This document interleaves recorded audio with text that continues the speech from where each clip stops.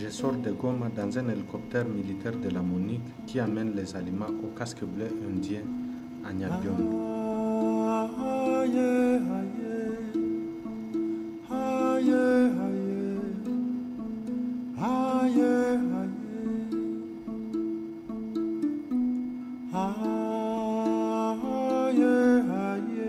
De Goma, on survole par sac où sont les premières positions du rebelle de Saint-Dépé dans les collines en face avec les positions de l'armée du gouvernement de la République démocratique du Congo.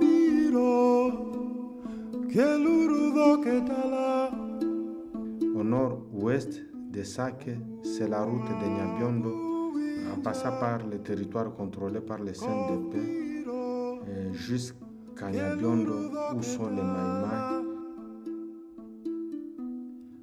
Et c'est là où je voudrais arriver. La guerre à l'est du Congo est en même temps économique et d'occupation, c'est-à-dire qu'avec les ressources minières dont le coltan, la cassiterite, de l'or et autres pierres précieuses créent un sentiment d'exploitation illégale pour les pays voisins et aussi la pression démographique qui crée l'idée pour le Rwanda de venir occuper des terres disponibles ici à l'est du Congo, malheureusement d'une manière illégale.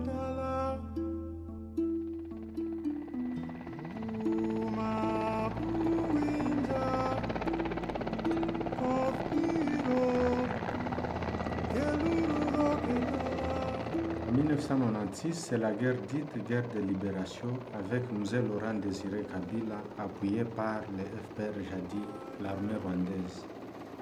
Une fois la capitale Kinshasa libérée, Mzee va solliciter les troupes rwandaises de rentrer. James Kabarebe, le chef d'état-major rwandais, mécontent, ils vont créer le RCD en y intégrant quelques Congolais assoiffés du pouvoir en 1998. Le conflit va durer, ce qui va obliger une médiation avec la MONUC, la communauté internationale, qui sera inefficace dans la résolution de ce conflit. Ce qui montre l'inefficacité de la MONUC, c'est qu'avec le phénomène Mutebusi de 2004 à Bukavu, début des atrocités du CNDP vis-à-vis de la population civile à la présence de la MONUC. De deux, l'avancée des troupes du CNDP et la création des autres groupes armés sous les yeux de la MONUC dans les territoires de Masisi, Rutshuru et une partie de Walikale, Lubero et Nyiragongo qui entraîne aujourd'hui le déplacement de plus de 1,8 million Congolais fuyant les villages respectifs. 3. Il y a les barrières de route aux civils dans les entités prises par les rebelles et où se trouvent les casques bleus de la MONUC qui traversent les barrières sans aucune condition, contrairement aux civils qui vivent dans ces entités.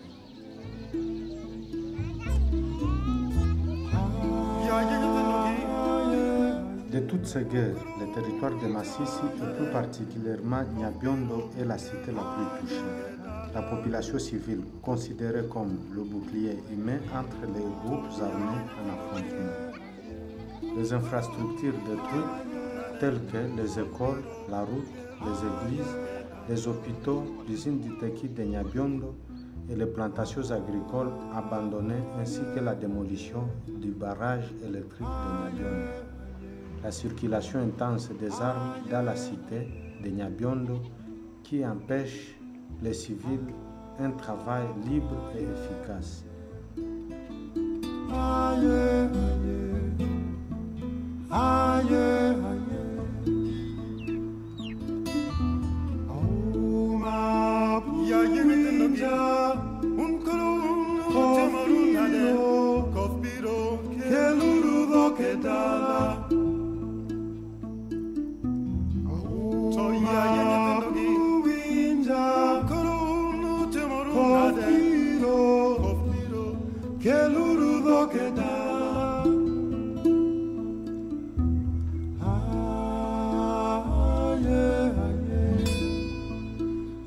Yeah.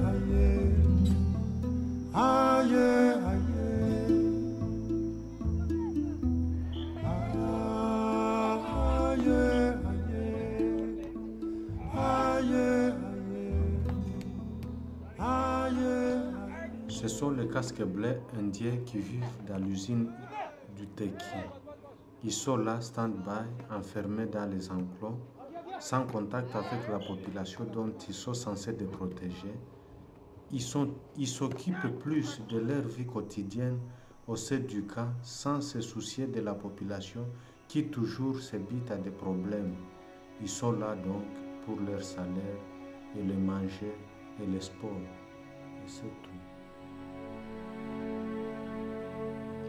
Aucun signe qui justifie que ça, la Monique et le Nord Kivu seraient contrôlés par les CNDP, car partout où il était, à Rutshuru, Kiwanja, où le CNDP a perpétré les massacres, à Massissi, toujours en tentative d'être récupéré par les CNDP, et c'est plutôt les troupes gouvernementales appuyées par certains groupes armés qui essaient un peu de mater les rebelles, mais la Monique est là comme observateur, comme arbitre.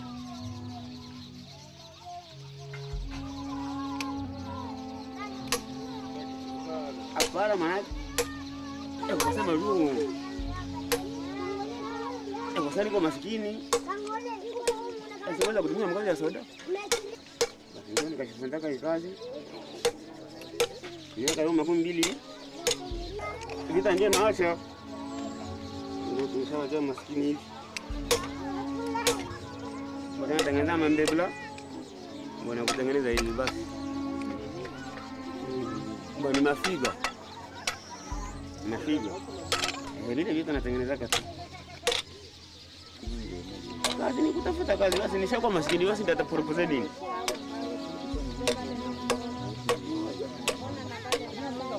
Bodanga tupatie mbona kutupatia imani. Kama nakurudishia haraka yetu. Tunasumbuka sana juu ya mavita. Na vitu vile ndio vinaharibika tu. Kulunga.